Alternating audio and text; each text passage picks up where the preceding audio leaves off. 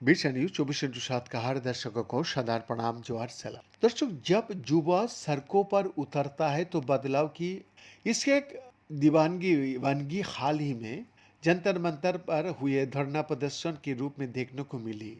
पूरा भारतवर्ष, पूरा विश्व का आदमी, जहां युवा अपनी मांगों को लेकर डटे तो सरकार को झुकना पड़ा। लेकिन इस प्रोटेस्ट ने एक नई बहस छेड़ दिया है, जिसके बाद जेन जेट के बारे में एक धारणा बना लिया गया। कुछ लोग जेन जेट को गालीबाज, अधीर और विद्रोही बताने लगे, तो कुछ उसकी सत्ता से सवाल पूछने की क्षमता की तारीफ भी कर रहा है।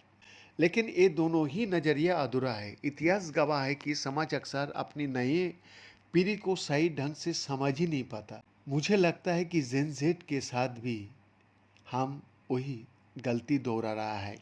यूनिसेफ इंडिया के आंकड़े की माने तो देश में 15 से 29 वर्ष की आयु के युवाओं की संख्या लगभग 37.5 करोड़ है। ये दुनिया में सबसे बड़ी युवा आबादी है।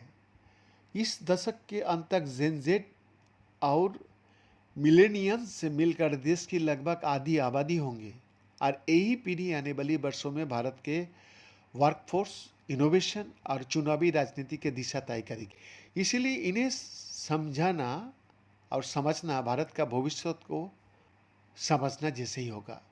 राष्ट्रीय स्वयंसेवक संघ प्रमुख मोहन भागवत जी भी कह चुका है कि अगर जेनजेट आंदोलन कर रहा है तो वो एंटी नेशनल नहीं है, हमारी अगली पीढ़ी है। उन्हें हमारी बात समझनी चाहिए और हमें उनकी बात समझना चाहिए। सबसे पहले हम इस पीढ़ी को पुरानी सोच का चश्मे से देखना बंद करना होगा। सबसे बड़ी भूल ये है कि सोशल मीडिया पर जो दिखाई देता है उसे पूरी पीढ़ी का प्रतिनिधित्व मान लिया जाता है। दर्शक, जेन जेड भारत की पहली ऐसी पीढ़ी है जो पूरी तरह डिजिटल माहौल में पली बड़ी है। जहाँ मिलेनियल्स ने इंटरनेट का आगमन देखा, वही जेन जेड के लिए स्मार्टफोन, डिजिटल पेमेंट, एआई और सोशल मीडिया जीवन सामान्य हिस्सा है। तकनीक उनके लिए कोई विलासिता नहीं बल्कि बुनियादी जरूरत है। बीएन का एक्सक्लूसिव